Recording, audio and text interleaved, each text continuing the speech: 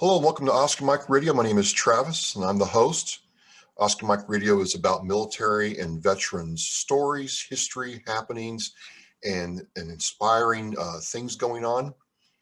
And I'm joined today as part of the Freedom Tour series. I'm joined by Pastor Bob Waldrep. Pastor, I know I'm not supposed to say that. Welcome to the show. Well, thank you, Travis. It's great to be with you. Appreciate all you do. I know that you've got a great heart for our veteran community, our warriors, and do a lot for them. So what a thrill for me to be with you today. Really appreciate that. Thank you. I want to start off with something. I grew up in church, but I have to say, you're one of the first ministers I've met who makes veterans a priority. Not that ministers don't minister to the flock as a whole or certain groups within, God's kingdom, but veterans seems to be something that you are really authentically passionate about. And I was kind of curious for all of us if you kind of start off there about how you got into that. Okay, well, yeah, and I may have fallen into that category of not really reaching out to veterans at one time. But I actually started an organization called Crosswinds Foundation, which is actually intended to have more of a cultural impact, get into the culture and kind of address some of the issues that are going on out there, things that churchgoers and non-churchgoers get involved with, and hopefully try to create conversation where we could all come together and have civil conversation, I might say, as opposed to so much of what's belligerent that happens oftentimes. And as part of that, I created a film division, really just to utilize the film and how you can reach people so much better. Being a dad and having kids who were teenagers at the time, I understood that they're much more likely to watch a video than to read a book. So we started looking at film projects. And I had a buddy of mine who had served 2 tours of duty. He had actually worked with me at another organization. He'd served in Iraq and Afghanistan as a military chaplain. And so I asked him when he got back from one of those deployments, I said, what was it like over there? And he said, well, the first time I heard a thunderstorm after I got home, I thought I was under mortar fire. And I thought, well, that's kind of strange because I didn't ask him what it was like here. I asked him what it was like over there. But the more I reflected on that, I realized he was really telling me how over there is also over here. I haven't been deployed, I haven't served, but when you listen to, veterans share their stories, that's often the case that at least a part of that war came back with them to where they are. So based on that, we developed a film about PTSD.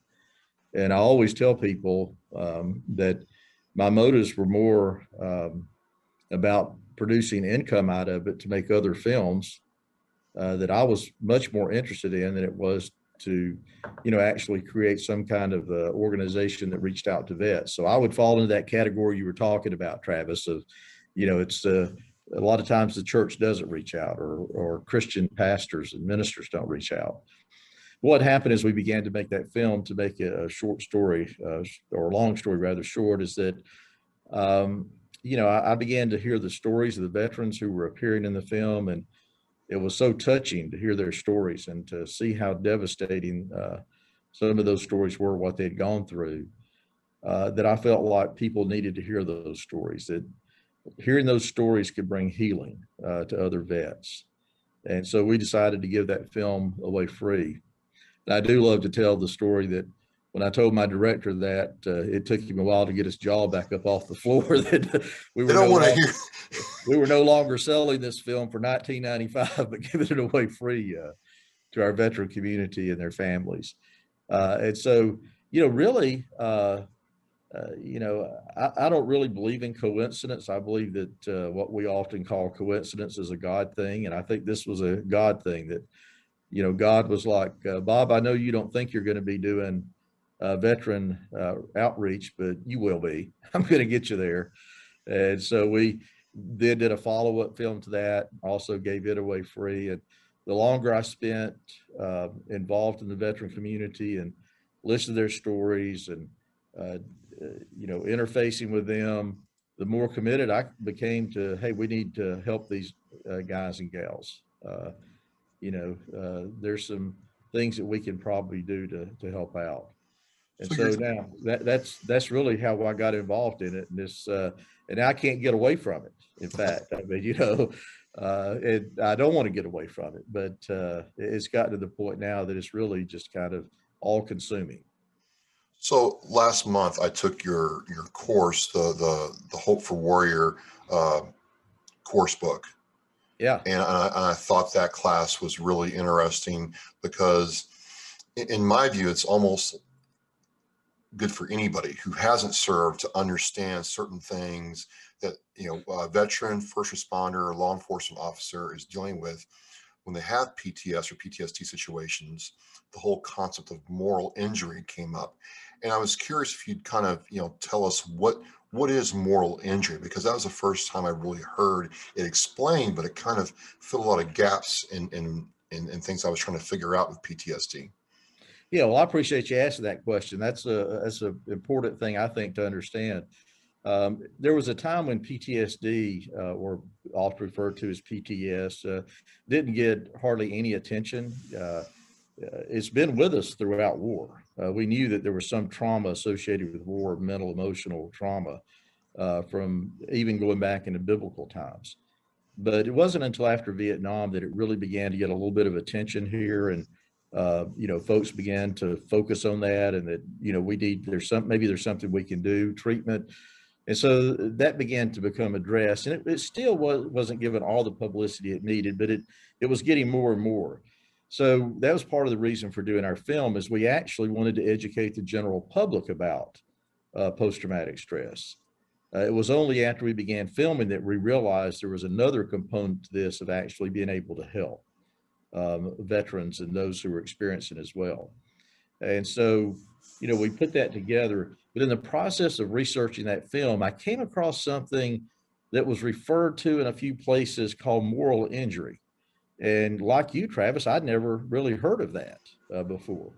And there were very few, we might call clinicians or quote experts, who were actually working on this, just a very small. But what they had noticed is there was something that was going on with those who had been in combat uh, or served in the military that really wasn't PTSD. PTSD really evokes a fight or flight response. It's something you recall that either causes you to bow up and get into fight, or to run from it. You may have heard illustrations such as fireworks go off, and the veteran drops and rolls. He's responding to that, thinking he's back in combat. Or my friend who said he thought he was under mortar fire because of the sound. That was a familiar sound. But moral injury is more about shame and guilt. It's about, and not necessarily that a warrior should feel shame or guilt, but they do, whether it's real, imagined, should be, or shouldn't be. But it's reflecting on something you experienced in the military, something you experienced in combat that you have guilt over, that you feel shame about. In our film, we share the story of one individual who was a Marine sniper, and he had actually killed this is in Vietnam. He'd killed a Viet Cong officer, he said, and he noticed where the body dropped, and he went and he searched the body for souvenirs, which is quite common Right. in warfare. And as he was going through the pockets, he pulled out a wallet, and inside that wallet was a picture of a woman and two children. And it suddenly hit him that here was a wife and two sons who would never see their father again because he had just shot that man. And he was just overcome with, guilt about that. What if that'd been his wife or his kids? Travis, when I interviewed him for that story, and he shared that story with me, it was 40 years after that event had occurred. And after we finished filming, as the film crew was breaking everything down, he and I were standing over on the sideline talking. And he said, you know, I've never shared that story in 40 years. Oh, wow. And I thought, well, you know, that's the pain that he was carrying. And of course, I told him, I said, you know what, you need to share that with some other vets and hear their stories as well. So it's that carrying that shame and guilt. And so the more I researched this and the more, and, you know, we began to interview folks and we put our film together, I've come to the conclusion, I think more of the suicides that we hear, a staggering number of suicides among the veteran community, are probably related more to moral injury than PTSD. It's just not being able to let go of that event or those events, that guilt, that shame. And so what the clinicians have come up with, and the solution to that, is forgiveness. Yeah. And they're not approaching it necessarily from a religious context, just really whether you're, you know, religious, non-religious, you know, um, if you're a Christian, Muslim, Jewish, all of them come to that same thing. It's a matter that you need to get forgiveness from someone you believe has the authority to forgive. Yeah, I think that was stated really well in the coursework. I didn't get a overly religious tone or a judgmental tone from the coursework as I was going through it. So I definitely see where that would be a powerful way to get healing. So you're doing all this. The next, component of this and why we're here is the Freedom Tour launch April 30th at the Bold Patriot. But one component of that is Chris Turner and Chris Turner Music. Right. Now, I've talked to Chris several times on Oscar Mike Radio and personally, and, we talked last week in a private meeting with ourselves, but, how did Chris figure into this? Because his story was one of using this to get healing for other veterans. Yeah. Yeah, that's really interesting. I want to go back to your original question or statement when you said a lot of churches don't reach out to vets to bring this full circle, because that is absolutely true. And one time, some church leaders of a very large church in my city asked me to come show our film and talk to them about how to reach out to vets. And so once the film was over, they loved it, and they said, "Well, how do we find veterans?" And I always say it's like like veterans are aliens or from another planet or something.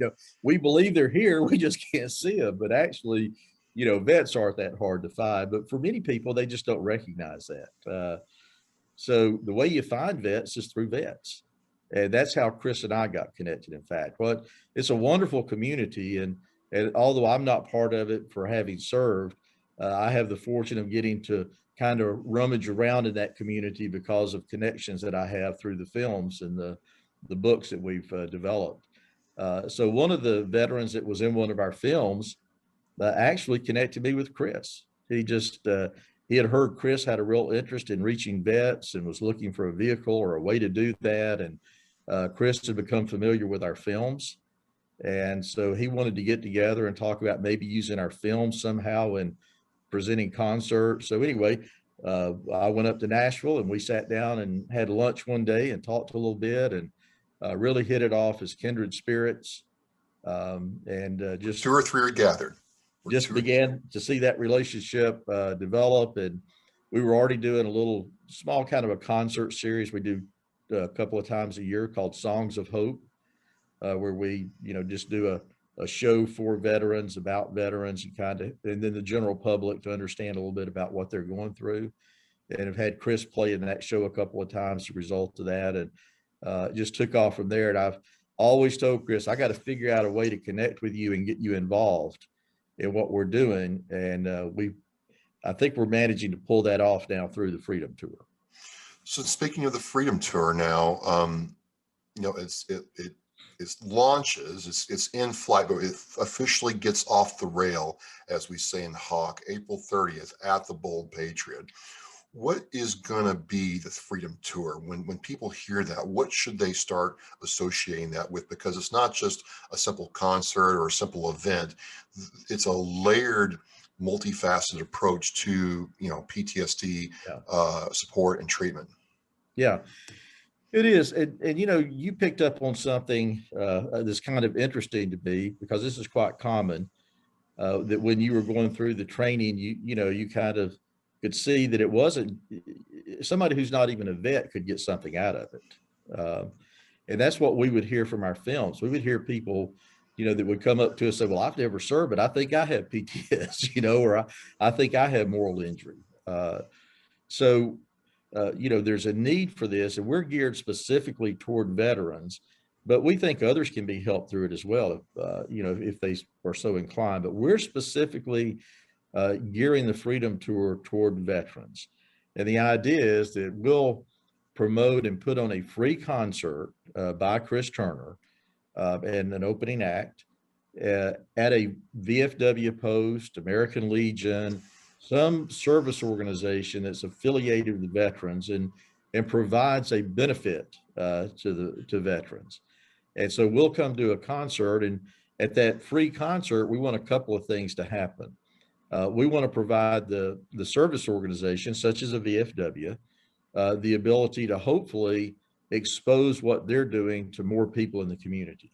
So they invite people onto their grounds for a free concert, and they get to meet those folks, and they get to promote themselves. And hopefully some of the younger veterans will get involved in what the VFWs and American Legions and others are doing, because Travis, you probably found this out to be true yourself. In many of our service organizations, it's an older population now. It's a lot of them are the Vietnam guys, some of the Korean guys that are involved. So bringing that younger community in. But the other thing is, after we developed the films, we kept getting calls from literally all over the country. Well, what can I do now that I've seen the films? How can I get help? And since we couldn't vet all of these organizations all over the country, we finally felt like we were being led to develop a curriculum that could be distributed throughout the country and that people could do on their own.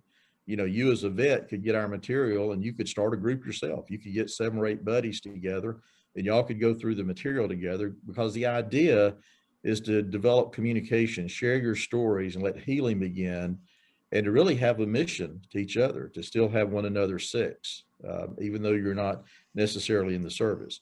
So we developed this Warrior Hope curriculum that you're referring to, that you went through, and we call a meeting of warriors to go through this a Center of Hope.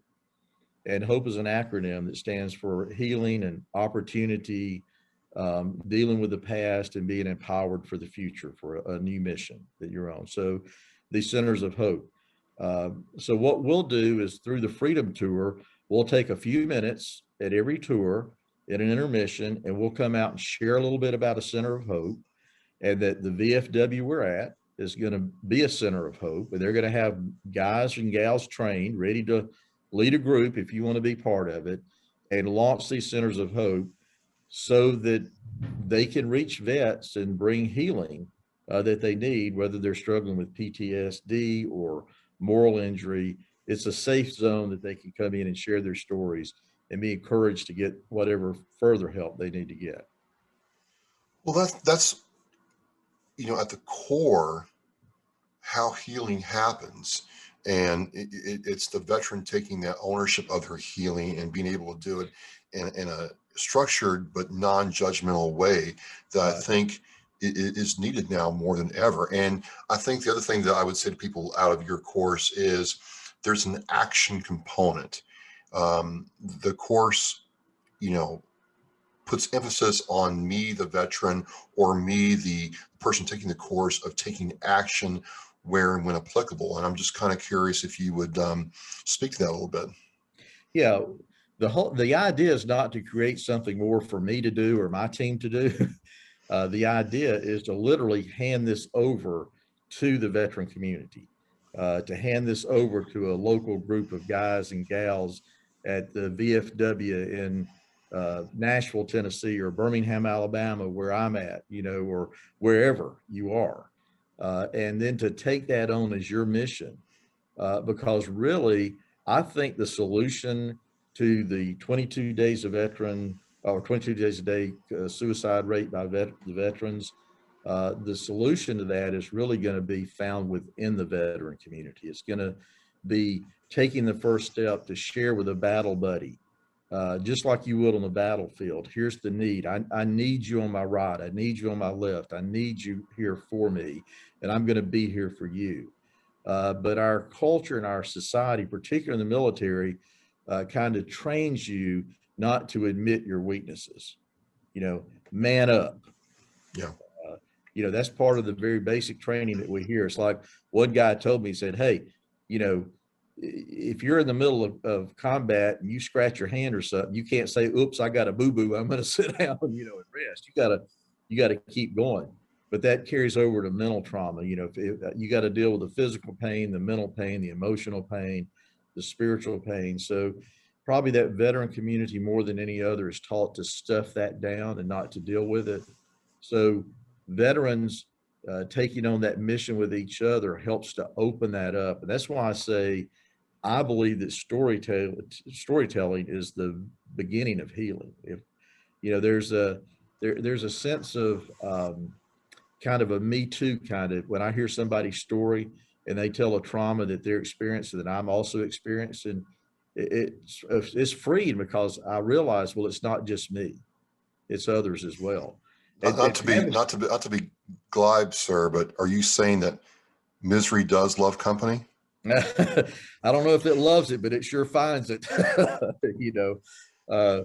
But I think misery is helped by company. Really, that's what we're saying. And it's, again, we tend to think I'm the only one going through something, and that exacerbates the problem. Right. Because then we begin to think, well, what's wrong with me? Travis is working through it. Travis isn't dealing with this. And so suddenly when Travis admits he's struggling with that, you have this freeing moment of, oh gosh, I thought Travis had it all together. Then, I'll never forget one, again, it was another Marine that we interviewed. And during the course of interviewing him, and he had been, raised as a staunch Catholic, and he was a Vietnam vet. And during the course of his interview, he said, I haven't been to church in 40 years. He said, I would like to go to church, but I'm not worthy because of the things that he had done in service. And I thought, what a tremendous weight to carry, whether it's church or anything else, just something that you feel like you can't go to because you're not worthy to be there. That's a tremendous amount of pain and guilt to carry. So after the interview, he and I were sitting around talking. I said, let me ask you a question. If one of your battle buddies came to you, you'd invite them over to dinner, and they came over and knocked on your door, and they said, I just came to tell you I can't come in. And you said, why not? And they said, I'm not worthy. I'm just not worthy to be with you. And then they told you the story of what they did. Could you forgive them for that? And he said, well, sure, I'd forgive them. And I said, if you can forgive your brother, how much more can God forgive you? Yeah. For what you've done? Forgiveness is something that is within all of us. We're able to forgive, or should be. And so that's where that healing comes in. And so that's why I said the solution to moral injury is forgiveness. And that forgiveness just needs to come from somebody you believe has the moral authority to forgive you. It could be God, but it could also be your high school football coach. It could be, I respect Coach Jones so much that if he told me it was okay, it'd be okay. You'll often hear vets of, oh, Sergeant so-and-so, how would he feel if he knew I did this? Well, if Sergeant so-and-so said, don't worry about it, son, you're okay, he would feel relief and forgiveness from that. So it begins with talking, Travis, and that conversation is not going to start with veterans and non-veterans. And I'm sure you know this to be true. Veterans are very careful and close guarded about who they share their stories with. My dad was a World War II vet, and he never would talk about the war with any of us kids. Most of the stories I know about him, I overheard him talking to my uncle, who was part of Patton's group. Wow. And they would share war stories. But that's, they just didn't talk. Don't bring it into the family. Don't burden your family with these stories. Well, Speaking of stories, one's being written April 30th as you all launch, and the Freedom Tour will launch, and you go out into VFWs in Tennessee, and you have support of the incoming president, Brian Walker, and other VFWs, Andrew Farr and other people, that Stephen Cochran, who's supporting what you're doing. Right. As we close this down, what does it mean to you to see that support from the VFW, from people who believe in what you and Chris and the people are trying to do? Oh, it's an incredible feeling for us, and don't leave yourself out either, Travis, to have, someone like you that's interested in this, because what it says to me is that, look, I've been working on this. My buddy that I told you was a military chaplain. I started Crosswinds in 2008, and he kind of launched a group to reach out to veterans, just on a small level at that time. So I've been in this since 2008 to some degree. And to see the veteran community rise up and embrace it and take ownership of it. And that's the key. It's not about what I've done. It's not about what Crosswinds has done. For me, the great joy is seeing the veteran community say, we need to rise up, get on mission, and reach out to our other vets and take care of them, because the general public may not do it. Yeah. But we will. Absolutely. They're our brothers in arms. We're here. We'll do it. So it is a tremendous source of satisfaction, joy, excitement. And the greatest thing that could happen to me would be to hand this off to guys like you, and y'all just take it and run with it. And I can just be here to say, attaboy, Travis, man, you guys get it. Get out there and get it done. I'm with you. Well, we're going to meet, in April. I've taken the course. I've met Chris. I've heard his story. And I think there's a really great story being written right now with this work being done. Folks, you can go to Crosswinds. Is it crosswinds.org? Crosswindsfoundation.org. Crosswindsfoundation.org to learn more. I'll have that link in the show post. Pastor Bob, I want to thank you for all your time and work on this. We've talked in the past, and we talked last week, and I'm looking forward to meeting you in person, sir. Thank you very much, Travis. What a joy to be with you. And look, if you're in the neighborhood of Nashville, April 30th, come out. It's going to be a great show, no doubt about it. And I'm looking forward to seeing you there, Travis. Absolutely. The Bold Patriots is going to be the place to be April 30th, and we thank you in advance for your support. Well, that is it, folks. There's more on the way, and as we say at Oscar Mike Radio, we are mission in flight. Thank you. All right, sir. Your show is going to probably drop April 18th. Okay. So I've got like you, then Chris, then Brian Walker, and then others. They're supporting this, so it's going to be a week of shows, and then Danny picks up the next week, and to really get this going. All right. Great. And listen, I will email you some links, but warriorsonmission.org is a good place to send them to. But Tuesday, we sat down and looked at the beta version of our new site that's going to hopefully launch next week, and it'll be called thecentersofhope.com. It's going to be nothing but Centers of Hope. All right. So yeah, when you get that site, just send it to me. I'll have all those links in the show posts so people can reference them and go to them. Great. Man, thanks a bunch, Travis. Appreciate you working me in here. No problem, sir. Semper Gumby, and I'll talk to you soon. All right. Take care, brother. Bye-bye. Bye-bye.